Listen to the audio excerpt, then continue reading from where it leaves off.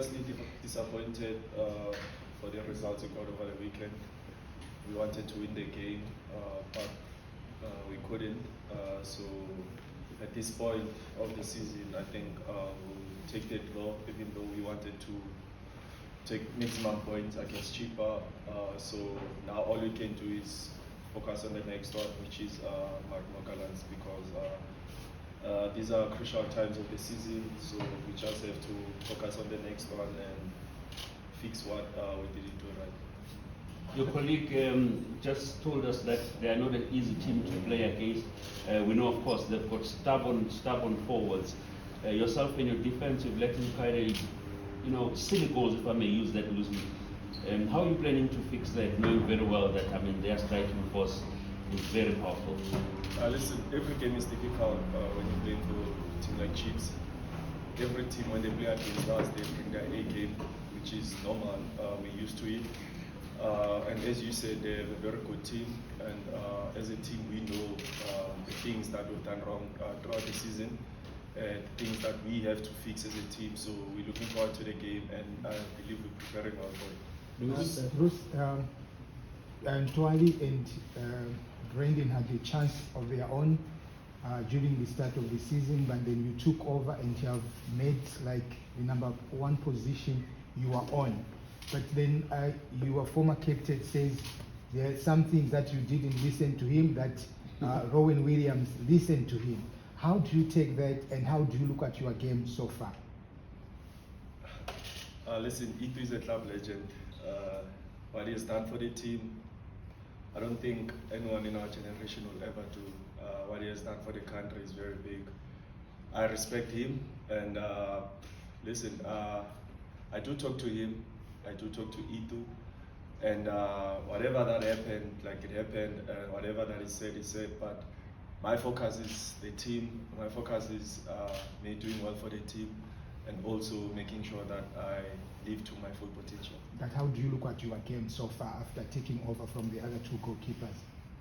Listen, it could have been better, definitely. There's definitely things that I could have done better. But all I can do is focus on the next one, as I mentioned. Bruce, when we came here, when just after you got back into the team, I remember you after we finished, you said we grilled you because we asked you about your potential, your age, and things like that. But you've come in, you've got 8 clean sheets, you've conceded less goals in games played. So how do you reflect on that, and how much confidence do you have? Because even if the team's not doing well, you're still getting your clean sheets and things like that. For me, what's important is the team doing well.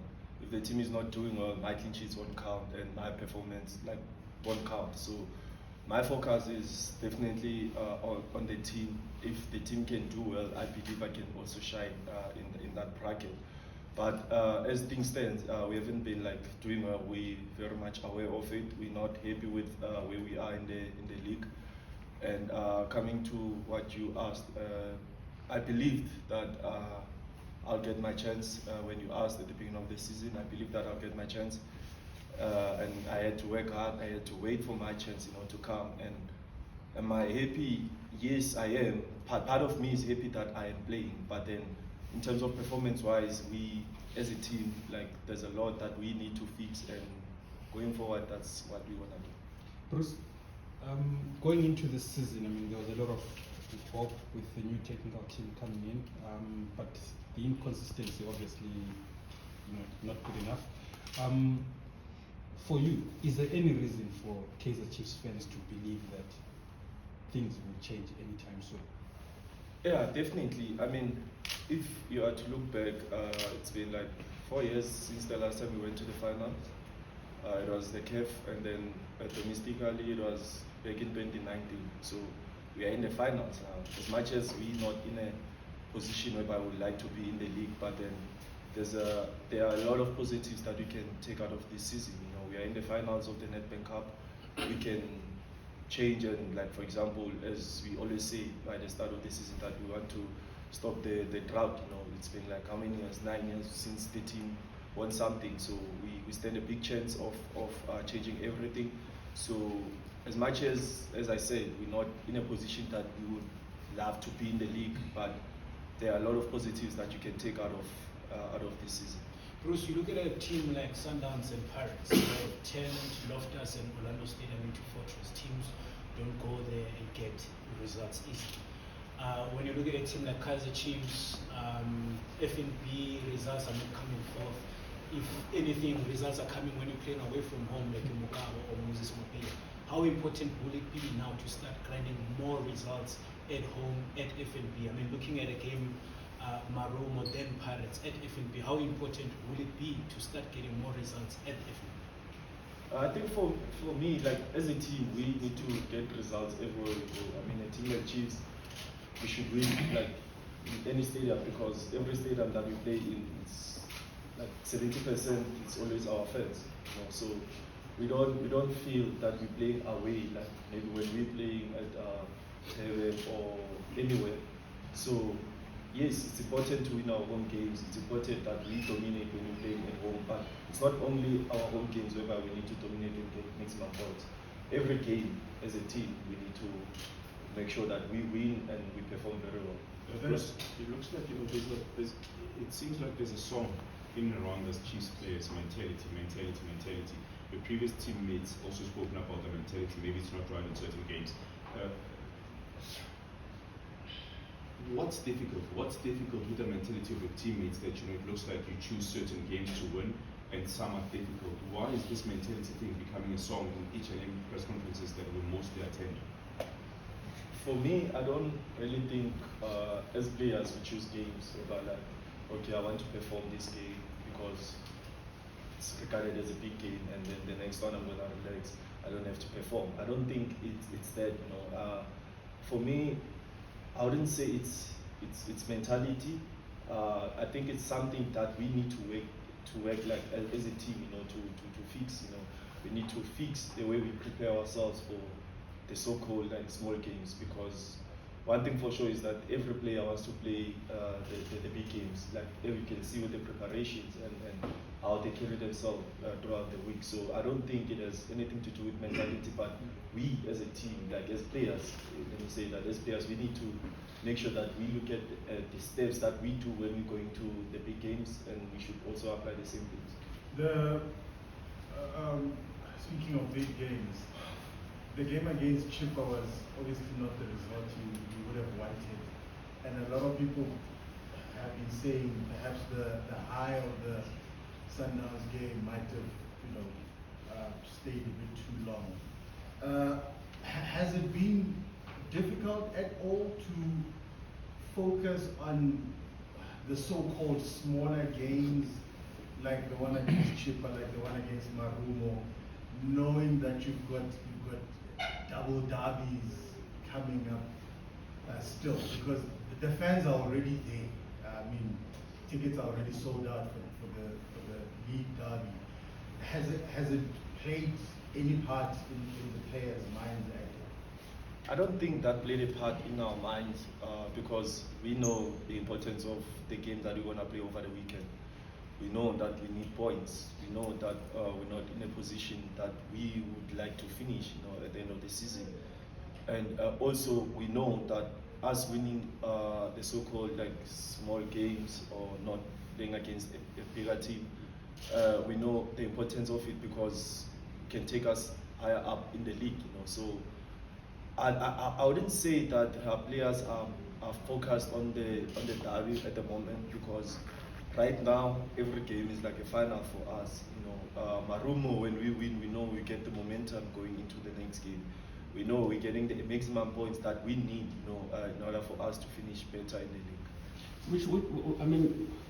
Without being personal, yourself and Ranga happen to be most criticized players when it comes to the stands. Obviously, some of us where your own fans blame you for this, blame you for that, and they don't even care whether you have got a clean sheet or not in their previous match. But whenever you consider goal, they blame you. How do you handle such criticism and still remain the positive Bruce that we see every day, those who manage to see you at a closer range like now? For me, as a goalkeeper, trust me, every goalkeeper in the world, every goal that we concede, every goalkeeper can always look back and say, I could have done that, I could have done better and stuff. So for me, I take it as it's positive, you know, when you get those criticism, because one thing for sure is that before anyone say anything about me, I criticize myself. I know that, okay, maybe here I should have done better. Here I should have done this and that. So I don't take it personal, because at the end of the day, everyone is entitled to their own opinion. So whatever someone says doesn't have to impact how I feel or how I do things, you know, because at the end of the day, I work hard, I give my best. If my best is not enough, doesn't mean I need to stop. So when someone says something, it's okay, it's their opinion, because as I said, as a goalkeeper, every goal you concede, myself, I look at myself first before someone says anything. I know very well that, okay, maybe if I do this, maybe I would have saved the ball. So that's okay. For me, it doesn't do anything. But the big positive that comes out of it is that the very same fans are always backing Kaizer Chiefs. They are always attending your games. You're selling out stadiums. Then that, of course, what does it say when the very same people who criticize you are the same people who support you? That's when you know that all this criticism is coming out of love, you know, because they love the team, we love the team as well. They say whatever that they're saying because of the love they have for the team. So it's okay. As I said, everyone is entitled to their own opinion, so it's okay. Bruce, All love. We're closing with you, but it seems you've got one as well. Bruce, and the fact that this club has produced the finest goalkeepers that you've mentioned, Khune, coming from a youth program, yourself, do you understand this moment? What does it mean for the football club and also for the goalkeeping nature of South African football? In a kind of way, it says that we've got a goalkeeping crisis.